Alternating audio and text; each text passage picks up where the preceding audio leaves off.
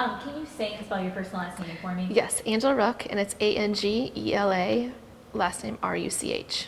And just start by telling me what's it like to be one of a few women in NASCAR? To be in NASCAR is incredible. It's always been a dream of mine since I was a young girl. I started racing at 9 years old. Following the footsteps of my grandfather, my dad, my Uncle Derek, who won the Daytona 500 in 1990, following those footsteps and seeing them on TV and, trying to be at this top elite series of NASCAR. Something I've always dreamt of my whole life since I was little, like I said, and, I'm living it today. And what's it like juggling not just your career, but motherhood as well? Yeah, it's definitely difficult. We've adopted our second baby. She's almost 3 months old. So bringing a second one in, it's a lot under 10 months. Traveling, trying to be held accountable to go to the race shop, train, still do what I do on no sleep. It's definitely tough. I do always say it takes a village behind you that supports you to help get things done. So I definitely have a great foundation behind me, underneath me, that allows me to still, do these things on time and be the shop and, go to the gym for 3 hours and train. So it's definitely, I'm in a great spot. Tell me a little bit about your two adoptive children. Yeah, so King is 10 months old. So we adopted him. We got this, it's actually kind of a long story, but I don't know if you want to be a long story or short story, but so this adoption kind of fell into our lap.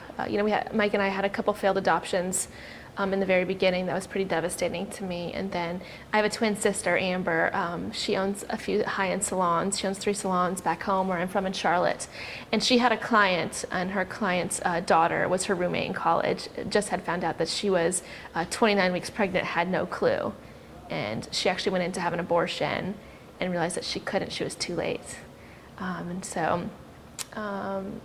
Amber telling her story, obviously, to all of her clients, she had brought up her name and she's like, hey, I have this great family that would love this opportunity.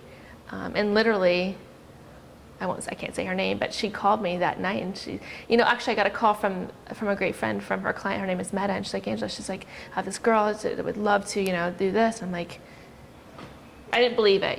When you hear people like, oh, they're gonna call you, they're gonna give you your baby, you're like, yeah, right. It's hard to believe.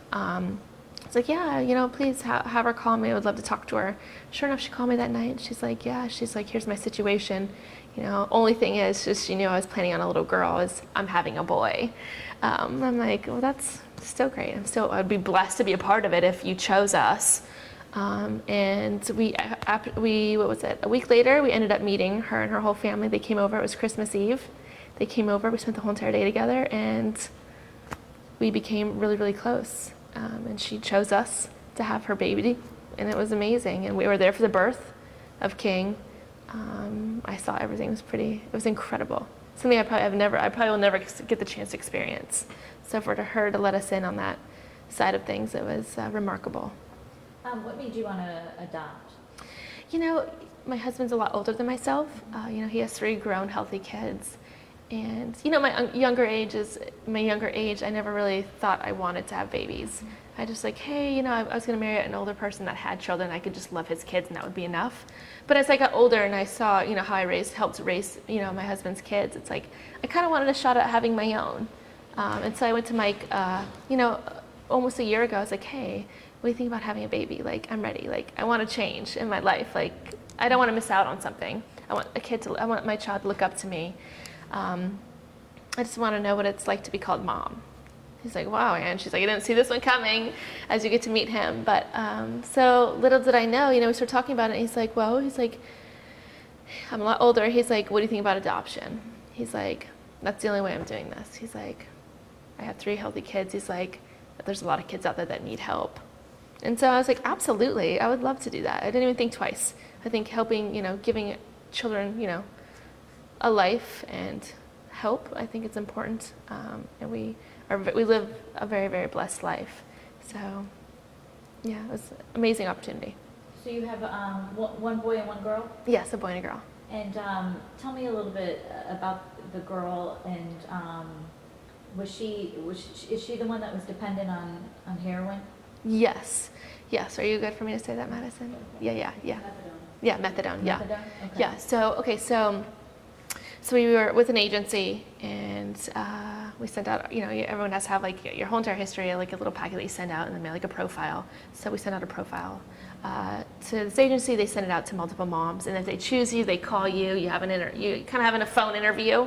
That's kind of how it went down with Madison and I. She called when Mike and I and King were in Paris, and I got the call. And it didn't seem real. It's hard to believe that someone's going to choose you over the phone and be like, yes, I choose you. And you believe it. It's like, I've had so many failed adoptions, I didn't, I was like, oh yeah, okay, great. We'll just see where this ends up. I kind of threw it on the backside. So we came home from Paris. We flew in to meet Madison, and it's pretty special. Madison, has definitely had a rough growing up, I would say. I think she's okay for me to say that, but she did have drug issues. She was on heroin. She did have, she fought a lot of things in her life, as her sisters did as well. And I think what drew Madison and myself to one another is, she's from my hometown. We're both from Seattle. She has a twin sister. I have a twin sister. So I think for us, I think she'll say the reason why she chose us is I think that had a lot to do with it. Being twins is something, a bond that you're very close with one another, and she's a really, really special girl. What do you want people to take away from your story? They see you, juggling motherhood as well as your career, that sort of thing. What do you want people to take away from this? That you can do anything in this world. You just have to work hard for it.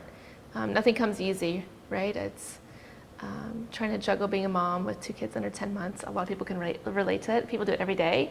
And also trying to be, have a successful career. Women all over the world are doing it. Just keep going, Us women, we're so strong. We can be independent also. I think it's great that we, do for us, I think it's incredible. And tell me a little bit about the docu-series and where people can watch it, that sort of thing, and what is it going to focus on? Yeah, so it's the Ruck Life, and it's RUCH Life. It's airing on February 4th on Facebook Watch. And it's, my husband and I's life. It's a docu-series, so everything is real. It's relatable. It's, my husband's a lot older, like I said, and starting all over in his life, having 2 adopted babies under 10 months. Traveling with me, the roles are kind of reversed. So, he's kind of settled in his career now. So now he's following me in my life and supporting me as we're, running around crazy with kids and traveling all over the world. Me trying to be, have a successful career in NASCAR, trying to make it in a man's sport, trying to, prove to everybody that, women can be just as good as men.